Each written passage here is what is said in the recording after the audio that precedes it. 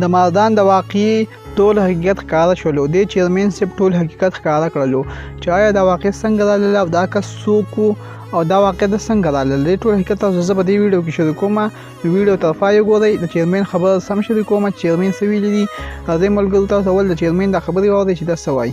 او زمونږ دا کامل عقیده ده، زمونږ کامل ایمان دی چې د نبی علیه السلام نه بعد یو نبی دنیا ته نشي راتلی او څوک هم چې داسې ګستاهي کوي نو هغه د وژلو قابل دی.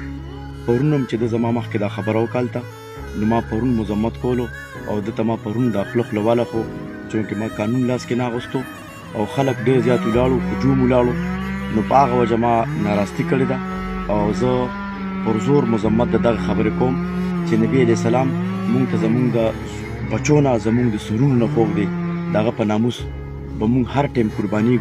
ښه ملګرو تاسو دا واورئ چیرمین صاحب وایي چې دغسې دا ما منې کوو خو دا منې کېدو هم نه او دغسې دا خبره وکړله. نو دا وایي چې دې کې زما هېڅ قصور نشته دی، بلکل د ده په هېڅ قصور نشته دی ځکه د خو ځانه منې کولو خو بس هغه دا مرګ راغلی و.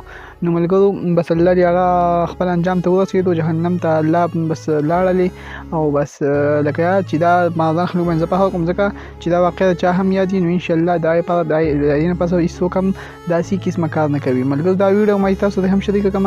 د ویډیو کتل ډېره زیاته مننه. سید جان افیشیل چینل هم سبسکرایب کړئ. اوس ما دغه اجازه تو د الله په امان.